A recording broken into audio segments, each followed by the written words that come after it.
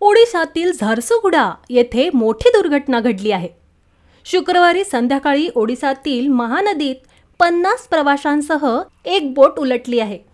या बोटीत लहान मुलं आणि महिला असल्याचं सांगण्यात येत आहे। या दुर्घटनेत एकाचा मृत्यू झाला असून 7 जण बेपत्ता झालेत। ओडिशातील या घटनेची माहिती मिळताच बचाव पथकाने घटनास्थळी धाव घेतली आणि बचाव कार्य सुरू केलं। बचाव पथकाने जवळपास 48 जणांचे प्राण वाचवले आहेत। बचाव कार्य अजूनही सुरू आहे। या दुर्घटनेत मृतांच्या कुटुंबियांना मुख्यमंत्री नवीन पटनायक यांनी 4 लाखांची मदत जाहीर केली आहे। मीडिया रिपोर्टनुसार डीजी फायर सुधांशु सारंगी यांनी सांगितलं की बचाव कार्य सुरू आहे। आमच्या स्कुबा ड्रायव्हर्सही आहेत। आम्ही त्यांना बाकीच्या लोकांचा शोध घेण्यासाठी पाण्याखाली पाठवलं आहे। बचाव कार्यासाठी भुवनेश्वर येथून एक टीम झारसुगुडा येथे पाठवण्यात आली आहे।